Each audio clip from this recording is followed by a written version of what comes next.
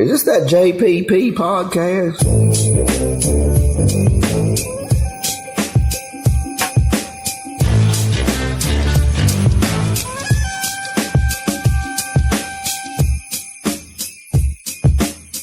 Would you spend 30 days in isolation? Who decided what dinosaurs sound like? Where do cities get their names? The guys have your answers, a few quick sports reactions, and more this week on Just Press Play. The red wash was estimated. Pregnant ladies and little kids better get the hell out of the way, because I am running. I'm like Forrest Gump, dude. I am running. So, the Titanic was the biggest ship on the ocean, but that didn't mean it was unsinkable. Okay. All right. I want you each to use ombudsman in a sentence next week. I got one for you.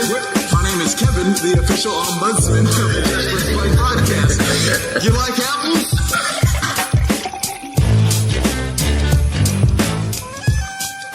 All right, we are back. Another episode of the Just Press Play pod. We got Pops and L. What's going on, guys? Yo. All right.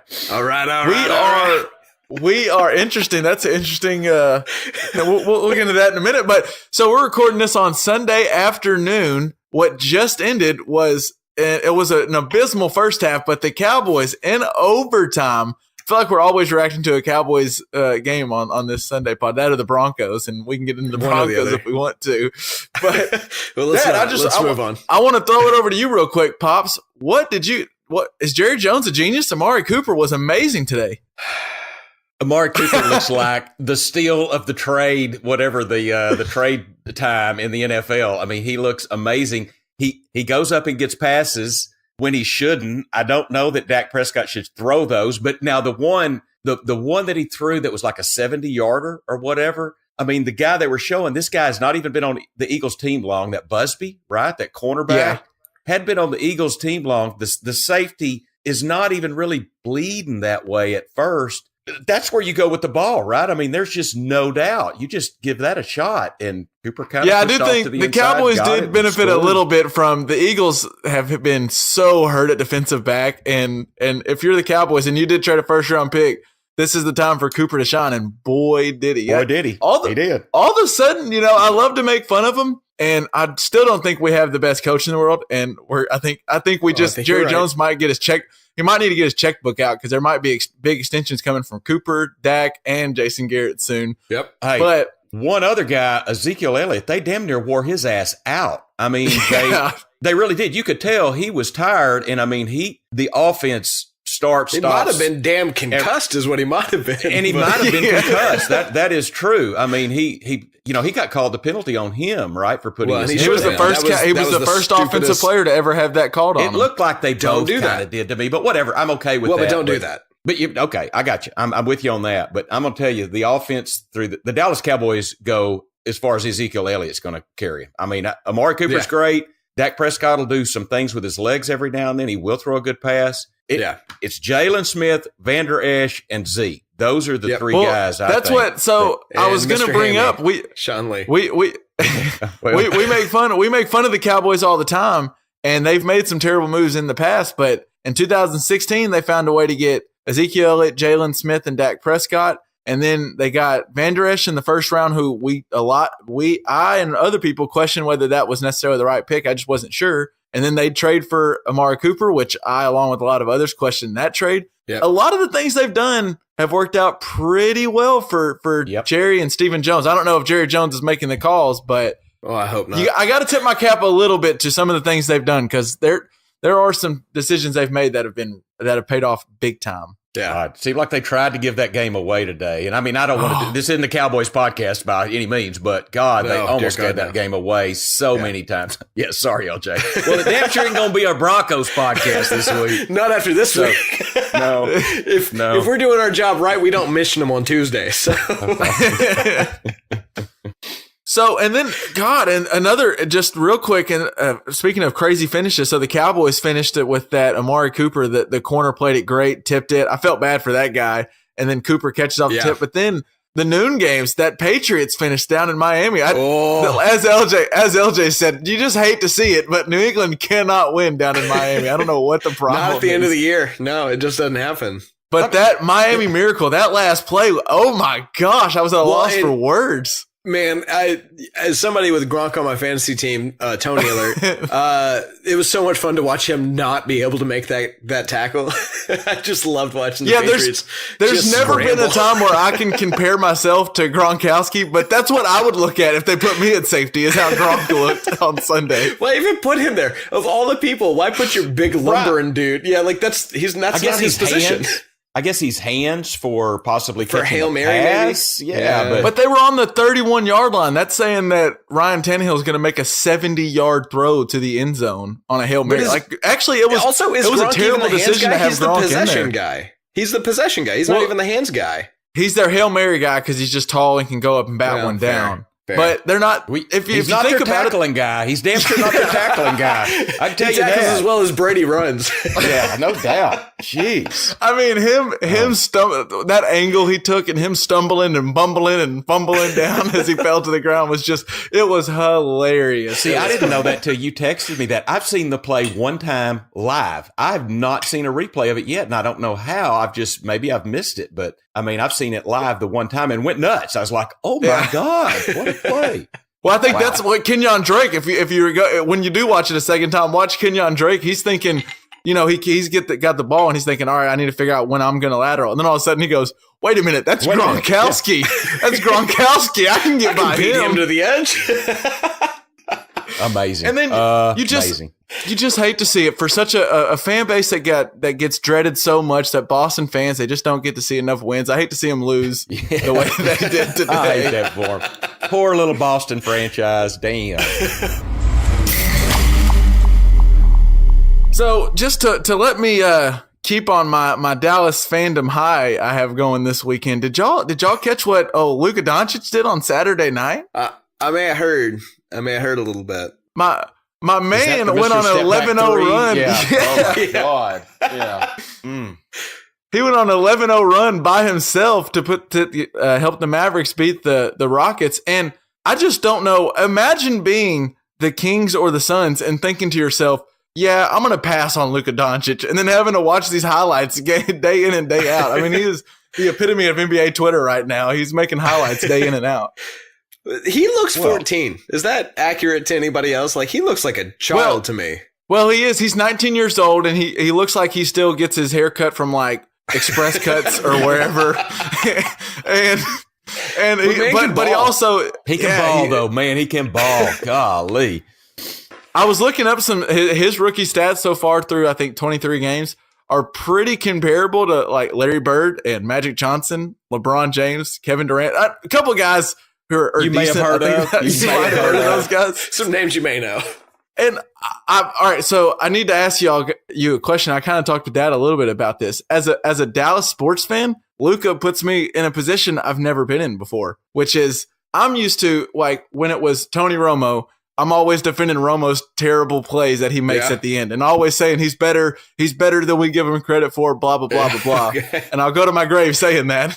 And then with Dirk, I had to do the same thing. Dirk was the soft Euro guy, the guy that couldn't win it in 06. He'll never win the big game. And then he finally did win, and, like, we just kind of, like, Dirk just rode off into the sunset, and we've kind of forgot about it. But I've always had to defend my favorite players. And with Luka Doncic, it's the exact opposite. Like, everybody loves him. Like, all my friends that aren't even Mavericks fans are like, hey, I really like that Luka Doncic guy. He's fun to watch. And so I don't know what to do. It's all this love. And I'm used to being like a hedgehog and rearing my horns back and fighting. And now I'm just like, I don't know what to do. You just accept the love, Kevin. I know this is a new thing, but just accept the love. I'm used to being, he's like you said, he's 19. He's 19. From everything I've heard, it's already his team. He's 19. I'm used to my sports fans tormenting me. God. And all of a sudden, things like the Cowboys may win the division. Who knows what they're going to do? I'm not buying into them. I won't do it. But and then the Mavericks might have the next young star. I just don't know what to do. I just know as a fan what I've seen being a Razorback and all my different Dallas fans. There's got to be some terrible thing that's fixing to happen. Something's coming, Kevin. Something's coming, dude. And I know the experience speaks. Every time I go to sleep, I keep seeing, and this is terrible. Every time I close my eyes, I see Eli Manning smiling. I just know it's coming. I know something's coming. Somehow he's going to be a part of the Sixers team that takes you out of the playoffs.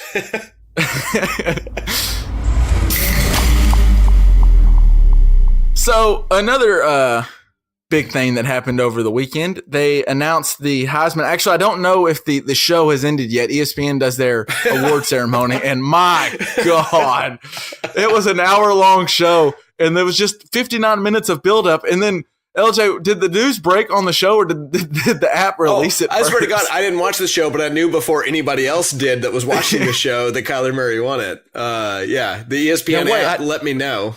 Really? Well before television did, yeah. Really? Oh, yeah. I didn't catch that. Okay. And it's such a joke. Like, so it takes forever, and they do all this stuff, blah, blah, blah, blah, blah, and you're just waiting for the final thing. And then the guy comes out, the Heisman trustee guy. I can't pronounce the name. He has a hard name to pronounce. But then he can't pronounce Tua Tagovailoa's name. And I understand that's a weird name, and a lot of people have trouble. But that guy has one job, and it's to announce three people's names. Three people's names. And especially, go look up his name. I can't remember what his name was, but he has a weird name to pronounce. It's not an easy name. It's not an easy name. So of all people, like with me having the last name Lutheringer, I understand, like, oh, if there's a hard last name, I want to try to make sure to get it right. He comes out there in front of every. Yeah. That was ridiculous. I agree. And then, so they go that whole 59 minutes before they let Kyler Murray get up there and accept his award. And then it's like the Oscars when they have to play the Oscars music. They're trying to run him off the stage because his speech is going too long. It's like, y'all are the idiots that took so long to give him the trophy. It's like if you're watching like The Sixth Sense or something like that, and then like an IMDb app pop up says like, "Hey, what's the best movies where Bruce Willis played a dead guy?" Sixth Sense is number one.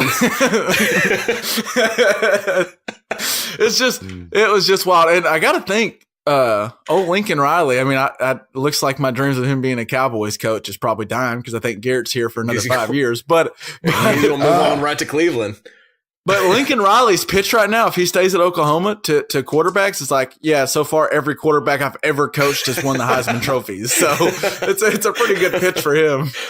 Yeah, no doubt. I did see, just thought I'd throw it off to you guys. Adam Schefter tweeted out that an NFL GM told him, in quotes, "I really believe that Kyler Murray will be a first-round pick. Someone will take him mid to late first round, if not earlier, depending on how his combine goes." And this is a guy that was already drafted first in the MLB. That would be pretty impressive. I don't know if you would take him, because from all you've heard, give me his intent. What are his height, weight? Do you know that? I'd be curious. He looks on the smallish side, very small, about 5'9". I think he's smaller than Russell Wilson is. Well, that's what I thought. He looked like a Russell Wilson, but a little smaller, a little slighter. Wikipedia, which is always factual and never wrong, has him at 5'11". So but he looks. What's his weight? Does it have his weight? Well, not right off He's the top. 21 years old. Somewhere I know between that. 120 and 450. Yeah, well, okay. I would guess he's probably 190, maybe. You know, he doesn't. Okay. Google has him at 190. 194 is what Google put him at. Well, so I know it's very specific. So he's not super big, and you don't see a lot of quarterbacks do that, but he would be interesting to watch in the NFL now. And I just wonder, if I'm an NFL team, though, I don't know if I'd go get him, because he's already said over and over again that he's going to the A's. He's going to baseball, right? Yeah. And if you draft him, I think he wastes that pick. I saw a thing that said, unless he's an all-star outfielder, he'll make the same money as a quarterback does in 5 years in the NFL. So I could see him potentially. I don't think he's going to, but I could see a team saying, in case he changes his mind, I want the rights to him, period. I don't know. You don't do that in the first or second round. I mean, that's going to be I think that's a third. Well, you got to figure out where's the next person going to want the rights to him. Somebody's going to get the rights to him.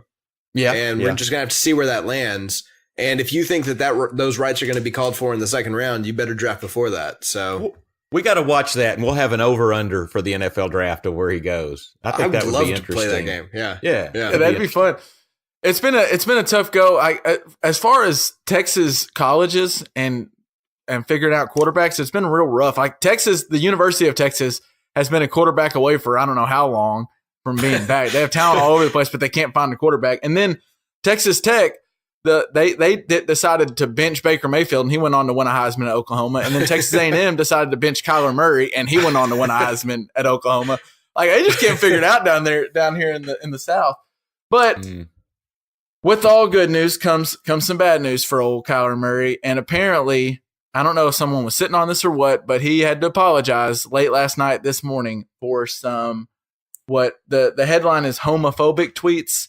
And I'll just tell you kind of basically what he said was he had two different tweets that I saw. And one said, I guess YOLO is a trending topic at Marcus ... #queers. And then he had another tweet that just said queers back in 2012, which would put him at right around 14 or 15 years old, I believe. It seems, I don't know, we've talked about this 100 times before, but why are we digging up what someone's tweeting at 14, 15? I just don't understand. And then why are we waiting until the biggest day of their life to publish it? Apparently someone had this probably for a while now and just waited till today. I hate this stuff.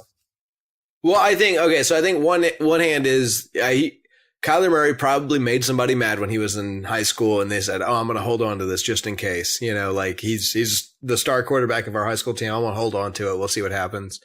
And to that person, that's sad. I hate that you're doing that. Like that's kind of a pathetic thing to do.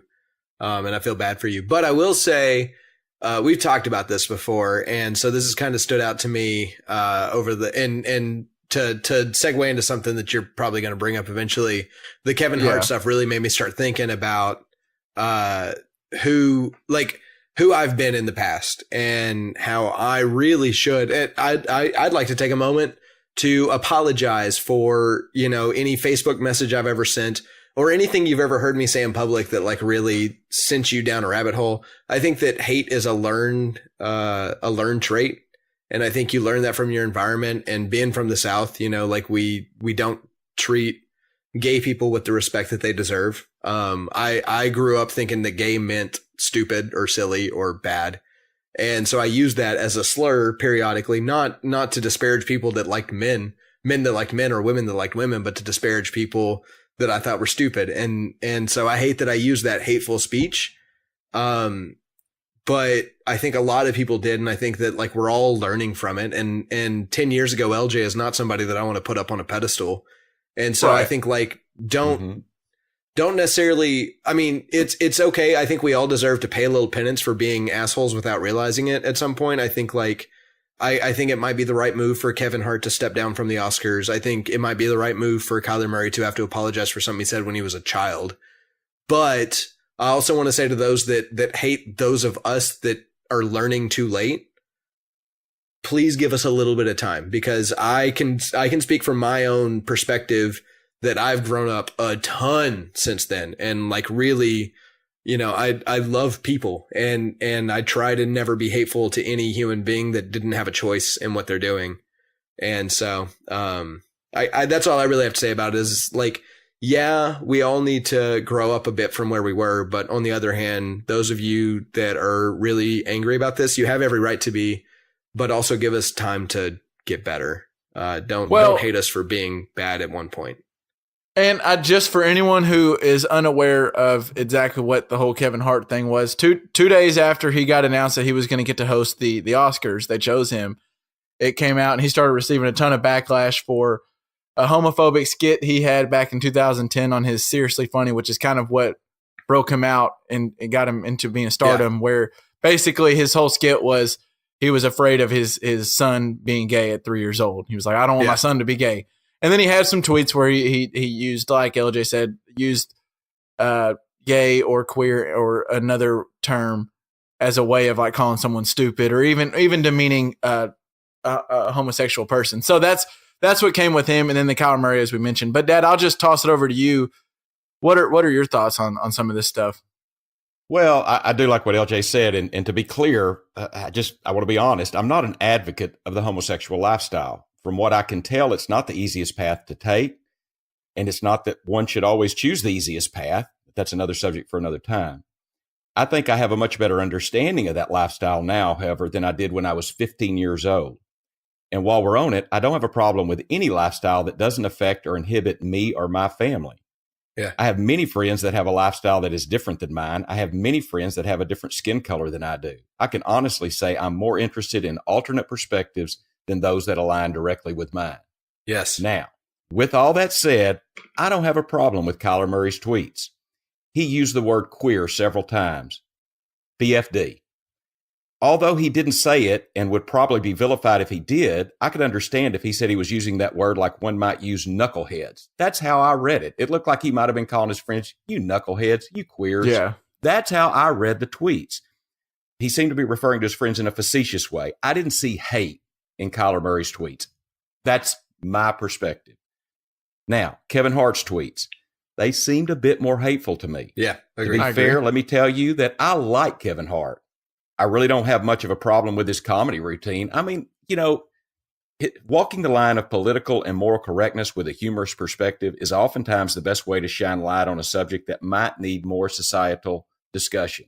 So I'm okay with his comedy routine. His tweets bugged me a bit. Yeah. Agreed. Once I saw the tweets, I agree with that. 100%. So I know this isn't the first time I've said this, and I'm sure it won't be the last time, but I am so glad that social media platforms like Twitter, Snapchat, or even the bastion of old or at best middle-aged Facebook wasn't around when I was younger. I'm not proud of it, but I've had some homophobic and racist thoughts. And if the audio of my youth were readily available, I'm certain that things came out of my mouth that would not resonate in today's society. Yeah. I'd like to think I would have been more forward-thinking than to put something negative about a group of people out there for perpetuity just based on their group and no other thought of them individually. But who knew? If I was in a chat room when I was 15, Kyler Murray's age, when he tweeted these tweets, would I have realized typing messages back and forth with my buddies would be out there for public consumption by the time I could legally purchase an alcoholic beverage? I don't know. Okay, if someone put that out there, even when they're 15, to me, it's okay to bring it up. But let's not throw out the baby with the bathwater. Let's see if that dirt and grime was washed off. Let's see if Kyler is a more mature person at 21 than he was at 15. Let's give this guy a chance. It looks like Hart may have been closer to 30 when he put out his inauspicious tweets. Hart's tweets seemed a little more hate-fueled than Murray's to me. And 30 is a little different than 15. Correct.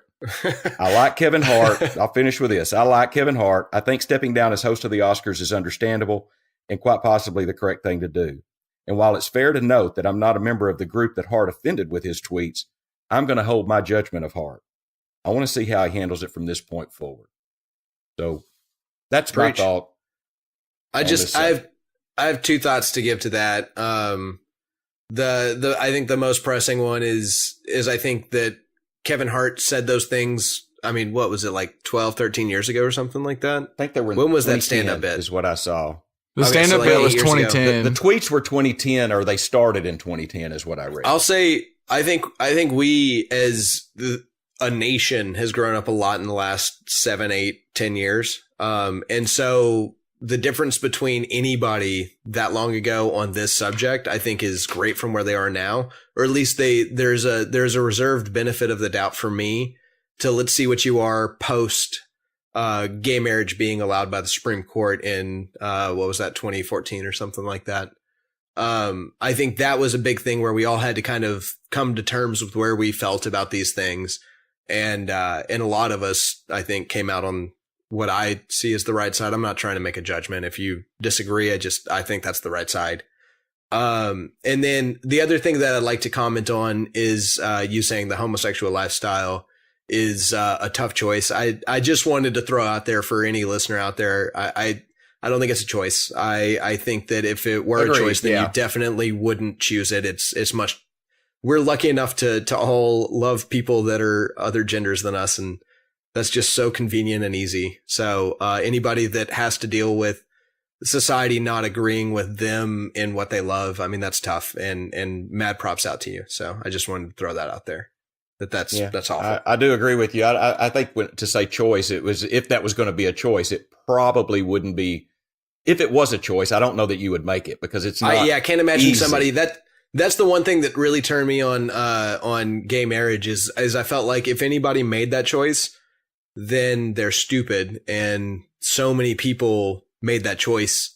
So it can't be a choice. It had to be something that was. It can't be a choice. Truly, what love was for them. Their being. It's who they are. What bothers me the most about these things, and I think y'all have kind of the Kevin Hart stuff, I do agree. Like he's older when he made the comments, he probably shouldn't have, and I'm interested to see how he reacts from this point forward. But what bothers me is the stuff about, And LJ kind of brought up a point that I hadn't thought about. It could have been someone holding on to this, that maybe Kyler Murray wronged when he was 17, 18 years old, when he was the king of Allen, Texas, and winning 3 state championships in a row, or 4, whatever it was. But I just hate, and we saw it with DiVincenzo back when he went crazy in the national championship game earlier this year. Yeah. But I hate the thought of someone finding this information or holding this, and instead of coming out with it, if you don't like Kyler Murray for these, come out with it as soon as you find it. I hate trying to hold it until the pinnacle of his life. Like, he's receiving the Heisman Trophy. This is an awesome moment with his family, with his friends, with everyone. And then you drop this stuff. Like, why try to darken the best day of someone's life? I just hate that thought, especially with something that he did when he was 15 years old. Like we said, I might need to go check my Twitter. I mean, who knows? I'm not famous enough for it to matter right now, or ever. I'm throwing it out there right now. I already prematurely apologize for whatever you dig up on my Facebook, because it's there. I guarantee you. I know that Kevin and I and Andrew used to like play with each other's status and say, you know, we like, the joke was that one of us was gay. And that was hilarious to us at the time. And that's not funny. Like, that's not cool. That's awful. I recognize it's out there. I don't know how to go far enough back to delete it. Because, you know, it's shit that I feel bad about. But like, you know, once JPP gets big enough that you can go ahead and like right before the big podcast awards, throw out that LJ, threw out the F word, racist a whole bunch tweets or whatever. Whatever. Yeah. Like I already apologize right now. I know it's out there. It exists, and I'm sorry. Like, it's some shit that I didn't really believe at the time. I just didn't know. I hadn't thought hard enough about it. And you know, I want to say this: if you are today what you were at 15, shame on you.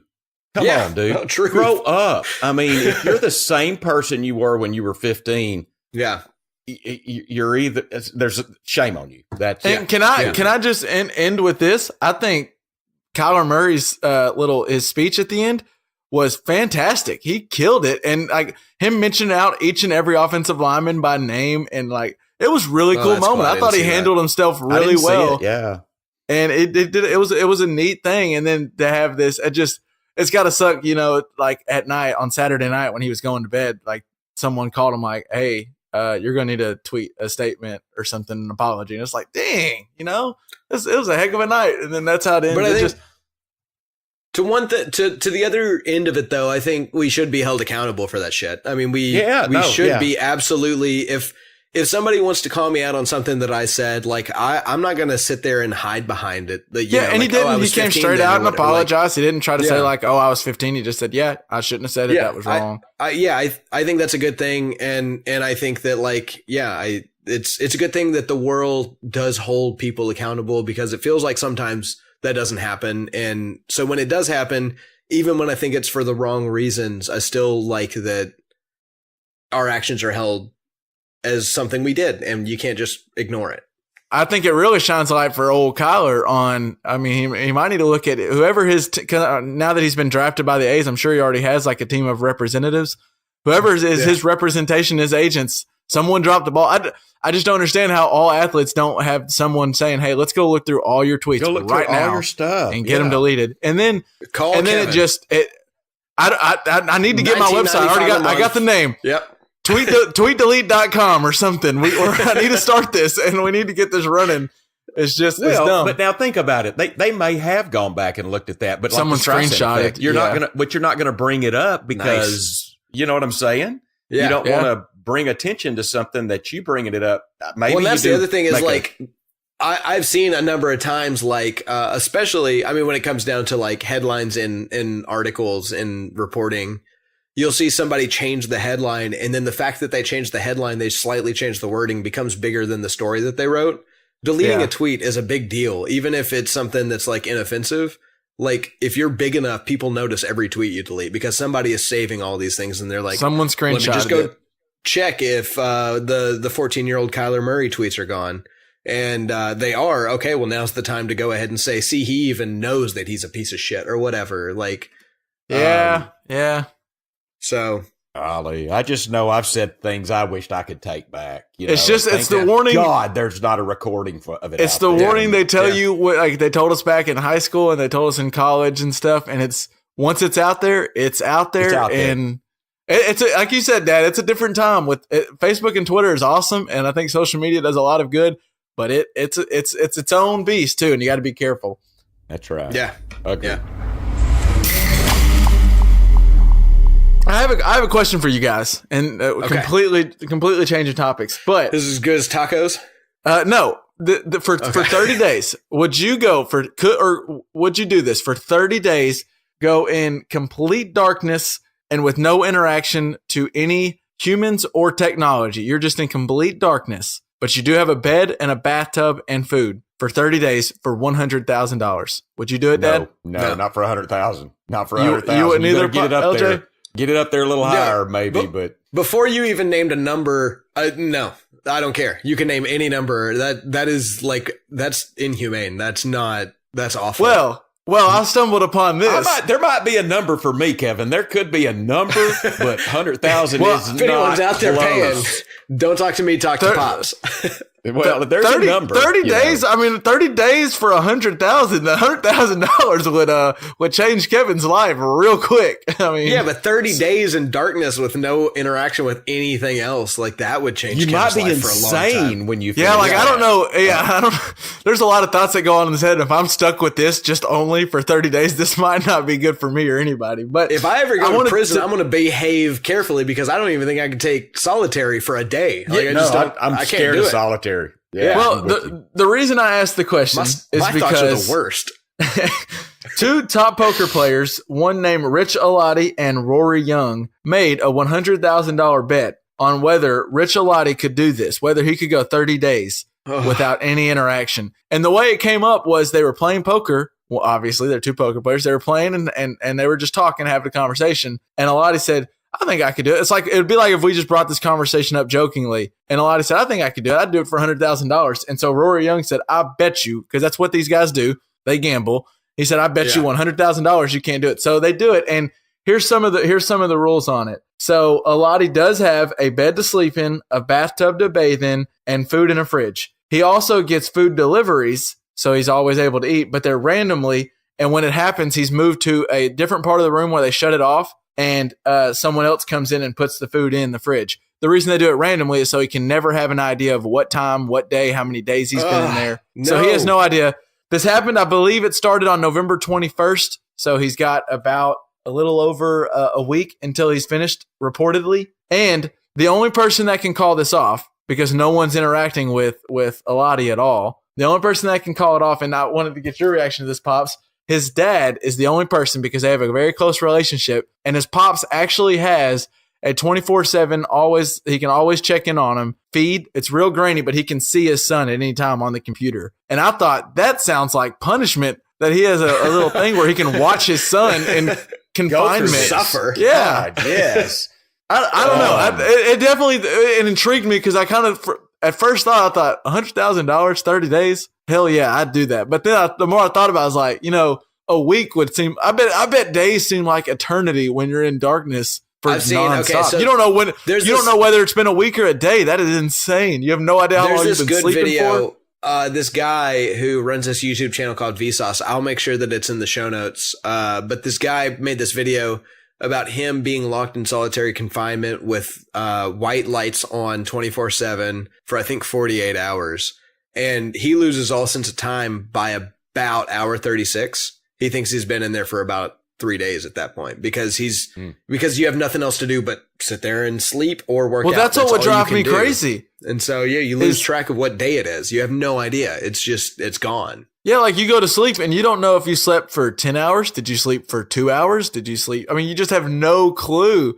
And that's where I would lose my mind, I think, is just wondering how long it's been. Yeah. Let me tell you this about complete darkness, because I know our listeners have heard me talk about Little River Club before, and it's a place, I have a cabin up there. I've been up there when the power goes out at night and it is dark. I mean, you cannot see 6 inches in front of your face, and it is scary. And that's for a very little bit of time. I think what got me, I could try 30 days in solitaire, give me a notepad and a pen. I could write some stuff up that might be interesting. You never know. But complete dark, I don't think I could do it. I do not think I could do complete dark where I have no visual engagement at all. And Well- in being the dad watching their son in there, I would be so aware. I'd be like, hey, shit, I'd be like, day 2, he's going crazy. Get him out. Get him out. He's losing it. Throw in the towel. He's out. He's out. So, yeah, if y'all ever get that, Kevin, if you think you could do it, you have LJ watch you, I guess. Because you're gonna pull the I'll trigger. push you through it. I'm throwing in the towel fast. He's out. Get him Yeah, but out then of I'm there. gonna be on like day 60. Like, no, he can do 30 more. I swear. LJ might be like, How about Bananas, what you want to call it? Maybe Mama. double He'll the be out money? there. He Well, has for no 60 idea days, how how long much? he's been in there. Yeah. he doesn't know. Oh man. So now I'm intrigued by this. So we'll keep up. So it started, I believe, November 21st. We were recording this December 9th. So he's getting close. We'll let you know how it ends up working out and how if he wins or not. I'm intrigued by it. Well, and I'll say the other thing is like my thoughts need to be collected with other people. Like everything I've said on this podcast ever probably I've had a conversation with either Andrew or Hannah or some person on the street or whatever. Like I don't like to just like have a thought that I can't like address with somebody. And so like the idea of like going 30 days without talking to somebody about the random shit going on in my head. Yeah. I don't know how I could do it. Like, I just don't know how I could accept. Like, what that would any you of do? it You was wouldn't have anyone to real or- argue Big Ben's fake injuries with. Like, you wouldn't know what That's to do. the thing. Yeah. When he goes out in halftime, I wouldn't even know, but I would know. I'd know he did. And I wouldn't be able to tell anybody that it was fake before he came back. So I don't know what I'd do. LJ would just be arguing with himself. Somehow he would convince half his brain that Big Ben is elite and the other half that he is terrible at quarterback. And they would just be So I arguing. could fight about it. Yeah. I'm telling you, like I would get those PJs that Tony wants to get me with Big Ben on one side, but then like Case Keenum or something on the other. I mean, that's the giant conundrum, isn't it? Who would win in a disagreement with himself? Kevin, with LJ, a disagreement with LJ with himself. Who would win? Well, I mean, know who'd win that. I know exactly who'd win. It'd be Kelly. I promise. Oh, yeah, there you go. Okay, there you go. Correct answer. All right. So I wanted to bring this up too. I thought LJ would find this interesting. So I was doing recently over the weekend on Twitter, this video went trending, or it went viral because somebody's gate, it like kind of screeched and it started the same way the Jurassic Park song starts at the beginning. Have you seen this, LJ? No, I haven't. I'm interested. Well, it's just kind of neat. And all the Jurassic Park fans, like he was like, so whoever tweeted just put a video and they were like, so I just opened my back gate and realized that it sounds the exact same as the start of the song. And then they put it next to the song. Exactly. Yeah. It goes like, and then it starts. And then like Twitter, even someone on Twitter, of course, took it and like put the song to go along with it. And it's pretty cool. Yeah. But it got me thinking, and I've read this before, so I wanted to, I touched up on some of my research and you've mentioned it, but the way, I forget his name, Rydstrom. Do you know who I'm talking about? The sound designer for Jurassic Park. I know his last name's Rydstrom. I don't know I don't know what his first name. But no, I don't. I looked up. He's done a lot of different articles about how he came up with the dinosaur noises because, as you guys probably know, whether or not dinosaurs are real, we don't know. But that's neither here nor there. That's neither here nor there. I'm leaving the call right now. No, I'm not getting there. But with dinosaurs, we don't know what they sound like. What is for sure is we don't know what they sound like. So Rydstrom is stuck with the task of making these dinosaur noises when he doesn't know what they sound like. So as LJ would know, as a sound designer, he had to just figure out these noises. So what he did is he went out and just followed around different animals like for cows, a year, whales, just all of them, and listened to as much as he could and tried to figure out different ways he could make cool sounds. And I just have a few of the different. It's interesting. So do you remember the scene where the Velociraptor comes into the kitchen where the two little kids are and starts making a noise? The clever girl. Here's the noise that the Velociraptors make.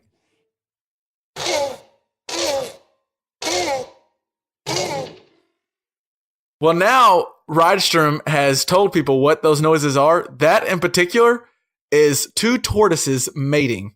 That's how he came up with that noise for a Velociraptor. Sure. Then there's the noise of, if you remember the Gallimimus, which are those little, they're like a stampede. And at one point, I forget his name, but the two kids are with that older guy who's like the scientist or whatever that is just fascinated by Jurassic Park. and they're flocking and they start running towards them. And this is what it sounds like when they start coming towards them.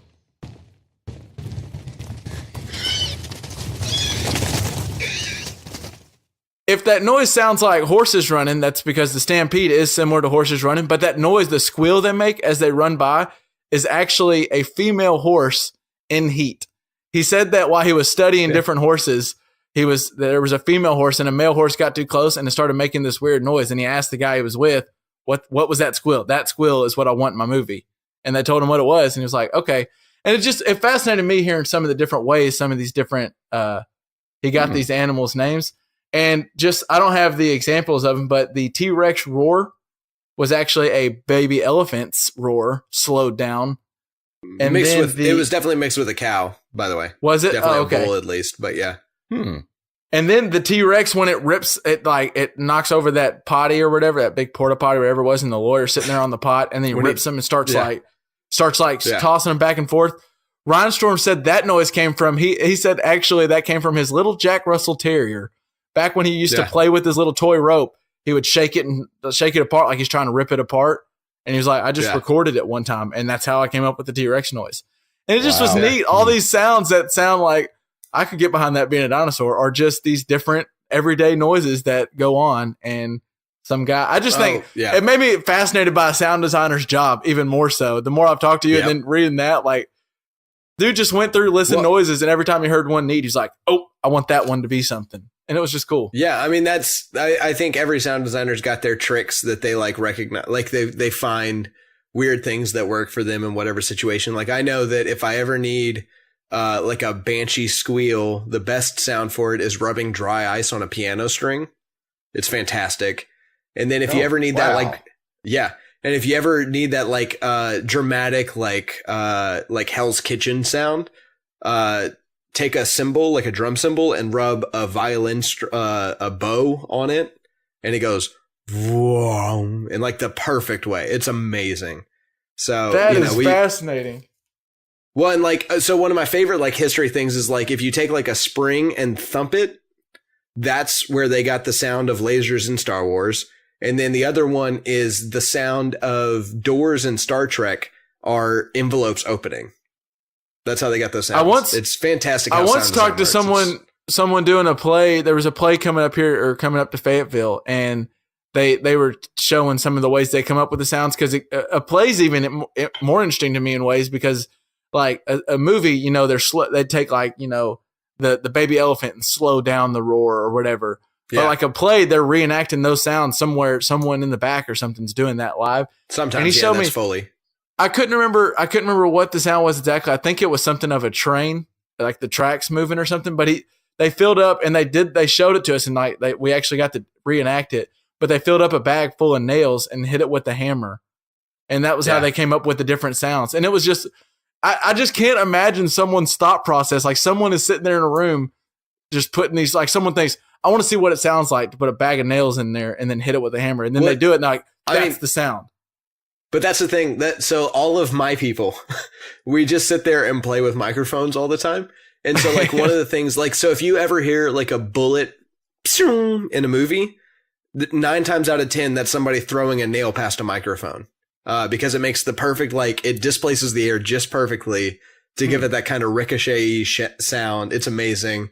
I mean, like that's half of my process is just like listening to random things and seeing what happens. That's what I thought could be so funny, would just to be like sit in a room, like get you and some of your sound designer homies, and just sit in a room with y'all, because half the stuff y'all are doing is going to be like, oh, that didn't work out. You're just going to be doing. I would be perfect for this, because I do I just make noises and throw stuff and hit things, and like me as a kid would have been perfect for you, because I would have just been annoying as hell. But then you'd be like, ooh, that was an interesting sound. But somebody following you with a microphone could totally sound design an entire movie. Well, it's just like, because like you bring up Foley, and that's one of my favorite things about theater is sometimes you'll do the live sounds. And we just recently did a show, and one of the things we wanted was a floor creaking as somebody like walked over it. And we found this like device that somebody came up with how to build, and it's something like you essentially have like wood on wood with like a turn crank or whatever, and then you like tie some rope, and then you can tighten it with a bolt. And essentially, however tight you want it to be, you can make the creak more or less acute. So you can make it more like a door or more like the floor. It's really cool. Like the people that have come up with the original Foley ideas, like, 300 years ago of throwing a bowling ball down a stage aisle to create thunder. Those are the people that are like, they gave us like the ground floor to come up with every sound that we've ever used in every. It's amazing. It's just cool. It's one of those things. Such a cool art. Well, it's one of those things you don't think about. Like we talked about this before, El. If you do your job really well, if the guy on Jurassic Park does his job really well, which he did, you don't think about what that sound really is because you believe that's what a T-Rex sounds like. And then to actually think about it's just cool to me. And then there's someone out there who's like you said, rolling a ball down an aisle. I mean, and it goes so much deeper too, where like I know people that like their job is to like anytime you see like I don't know who does The Simpsons, but like somebody who like anytime someone on The Simpsons takes a step, they make the sound of a footstep because obviously you didn't record somebody walking for this scene.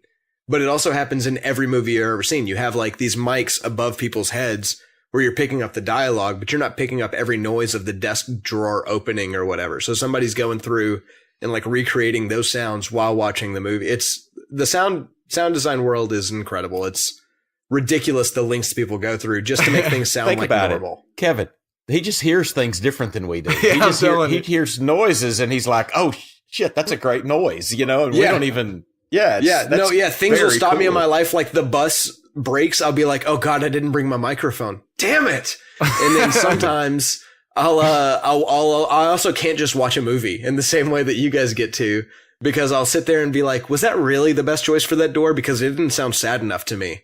So, and then you're thinking about how many different ways that could have sounded. And yeah. I know all the tricks, so I know when you failed. Well, all right. Speaking of sound, we can segue right into how we normally finish. Do you guys have anything else you want to bring up? Well, I mean, we talked briefly about this, but how does a place get a name? Like Ashdown, where I grew up, or Texarkana is pretty obvious, right? It's on the border, obvious, yeah. Texas and Arkansas, and you put Can on the end, whatever. Okay, there's a little town that I drive through often called Frog Level, and I cannot figure out how one got the name Frog Level for that little community. And I mean, one of the only things I know a few people from Frog Level, and even if they listen to this podcast, I don't think they'd mind me saying that it could be the collective intellect of all the people that live there. I don't. That's a thought. I don't know. But I mean, is there? There's a town in Arkansas called Toadsuck. Yep. Oh, I know Toadsuck. I'm from Conway. I went to school in Conway. I mean, Toadsuck. Bald Knob, yeah. You might could see, but Toadsuck. How do you get Toadsuck, Arkansas? I mean, come on. I know. Conway celebrates the Toadsuck days, which I always felt was a little bit like. I'm going to do a little internet dive and see if I can find some reasons for names for. There's got to be maybe There's got to be somewhat. Well, like some towns and cities have a reason. Always but a reason. Like someone had Every to be got a reason. Frog Level, or I mean, those are some weird names. Well, I mean, you can think like I go through another town called Jewel. There's a little community. It's just a community named Jewel. Well, I imagine a Mr. Jewel lived there. Or if you remember, grandmother and granddaddy used to live down Jewel Road, and it was Virgil Jewel that lived there. I get that. Frog Level. Maybe that was the last name of some guy. Jim Frog Level. I don't know. Well, then you have like I don't know, just driving through Arkansas is its own beast. You see all kinds of different towns. You blink, and then you see Y City, and then you come up on like you said, Frog Level and Toadsuck. There's just all kinds of little towns in Arkansas that make no sense. Bald Knob. I love Y City. Might be my favorite name of a town because there's 3 roads in Y City, and they make a Y. They make a Y. I mean, that's it. It's pretty obvious. Yeah. Nuts. Anyway, All right, Dad. That's now Moving we're along. throwing that to you. I want at least somewhat of an answer. I'm shocked LJ just didn't come up with some. He could have just BS and gave I us know, some me stupid too. answer, and we would Kevin, I was him. taking a chance. He comes up with some shit sometimes. I was taking a chance. See, I think this is maybe proof that I don't make it all up, because if I did, then this would be a perfect opportunity to. It would have been. You're right. You're right. Well, you see, if LJ would have just come Especially up since you kind of gave us this beforehand. Like, I could have been thinking about this for the last 45 minutes and just given you an answer, but no, I'm for real. so No there's a PEDs. method. LJ, no PEDs. So let's go ahead and head over to what we're listening to. How we end it always. Pops, I'm going to throw it over to you first. What have you been? What's been playing for you? Well, I've got two. Uh-oh. Sorry. Of course. And actually maybe multiple. So Wow. the one It's that been a really long time, though. golf. What first. caught no golf. First thing caught my ear is I took a little step back and I listened to Death Cab for Cutie Plans. Oh, I okay. listened to that whole album. You know, Okay. Marching Bands of Manhattan. Yeah. That was a really good album. I don't know. I listened to Yeah. that. Yeah. I enjoyed it. So I'm then with it. I listened to my man Malcolm Gladwell's new podcast, Broken Record, Okay. and he had one with Bobby Braddock, which I know some of you that listen to him know him. He's the guy that wrote "He Stopped Loving Her Today," among many other country songs that you know. He had Don Schlitz and Don Henry. Don Schlitz is the guy I want to get to. Don Henry wrote All Kinds of Kinds for Miranda Lambert. And when they played the song, I knew it. And you got to listen to All Kinds of Kinds by Miranda Lambert. He wrote for her. It's a really great song that I think you probably know. Don Schlitz, though, wrote The Gambler that Kenny Rogers sang. You got to know when to hold them, know when to fold them, know when to walk away, know when to run. You never count your money when you're sitting at the table. There'll be time enough for counting when the dealing's done. He wrote that. He wrote On the Other Hand for Randy Travis. He wrote Forever and Ever Amen for Randy Travis. He wrote When You Say Nothing at All by Keith Whitley and Alison Krauss and a guy I didn't know, Roland. But just these amazing songwriters and why they wrote this music. So Malcolm Gladwell, listen to that podcast. I'll put the link on it. That was probably the big thing. And Death Cab for Cutie Plans. That's that's honestly what I've been You've just listening been to. jamming. You've just been listening to all kinds of music here lately. Yeah, I have. Yeah, I have. So Very I'm going to put that pensive playlist music, together generally. along with the funk playlist. I'm working on the funk playlist that Uncle Tony did help. Yeah, he did no doubt. help. He did throw some help with us. LJ, what have you been listening to? Have you guys ever heard of a band called Wolfpack? Nope. Wolfpack. No. All right. I have not. Fantastic. All right. This is great news. Vulfpeck. And this is a band, Kevin, you're going to really appreciate this because it came to me. Okay, so let me just tell you how I found about this band. Spotify has a new set of playlists out called Taste Breakers, where they have kind of decided what you don't listen to and also decided what you do listen to and figured out what you've never listened to that you should like. And for me, Wolfpack came up twice in the first two songs, and they were dead on. Because what it felt like was, listeners out there, I don't know if you've ever like gone through your dad's old vinyls and then like you've been jamming some things, but then you put on something and you're like, okay, so my entire week's changed at this moment. Wolfpack is that band. But like, listen to this album called Mr. Finish Line. And if you're not sold by the first three songs, then you're not going to be a fan because it's some funky 2016, like, white boys from Brooklyn, I think. Like but it's damn good. Like it is. Oh man. Birds of a Feather. Like I'm telling you two right here in front of me, listen to this band. Mom, I'm talking to you right now. Listen to this band. Oh my God, they're good. Wolfpack. That's what I got. Freaking excited. I am ready to listen to some Hop Wolfpack. hop into it. Mr. Finish Line is their album that I like the most so far, but dear God. I need to find this thing from Spotify, the Taste Breaker. That sounds kind of cool. I will take. Yes, I saw that too, LJ. I have not used it at all yet, but I saw Check that it out. it does that. I'm excited. It made a difference for me already, and I've listened to two songs on it. And I ready. listened to two songs and then was like, okay, so I'm now just going to listen to Wolfpack. I'll eventually come back to the Taste Breakers playlist eventually, but I got to get through this first. This is more important. Well, I've gotten to a thing on Spotify where I do like, so I don't know if y'all's is set up the way mine is. Spotify should start paying us something for us throwing their name out so much. But when mine gets done playing an album, so like the other day I was listening to Graduation, which this isn't going to be what we're listening to, but I was listening to Graduation by Kanye West, and the album ends. And once my album ends that I like personally picked, it'll just start playing a radio of songs similar to that. And so I've tried to get to a point when it gets to like that radio to like and dislike the songs. So it kind of, because now I'm fully in, like I want them to completely know my taste in music. Because Spotify does do like a cool little, like when they make your little playlist and they'll make different styles of playlists for you. And then what got me doing this is because they did the Rap 2018 where they show you like your most listened to stuff of the past year. So I was like, I just want Spotify to know everything about my music listening habits. So, and then like you said, I didn't realize they had the taste breakers, but that's perfect because I want them to like know me and start suggesting things. Because between Netflix and Spotify, they do a really good job of like throwing things at you. Like you might like this. It's like, oh shit, I really do like that. You were dead on. Yeah. Well, and that's the whole point of that playlist too. It's incredible because the whole point is you will like this, but you've never heard of anything on this playlist. And it's like, that's my dream playlist. That's perfect. That is exactly. That's my dream. I mean, that's what we hope the JPP playlist is to everybody listening is like, no doubt. I mean, yes, sometimes you know it, but more often than not, you've never heard of it, but now it's your third favorite song you've ever heard or whatever. Like that's our goal. That is our goal. Absolutely. All right. Completely. Perfectly stated. Well, for what we're listening to this week, I threw it back a little bit, went and listened to a classic in the hip hop game. I was listening to some Tribe Called Quest, and it was Midnight Marauders. It came out before I was even born. Electric Relaxation. I just start grooving when that came on.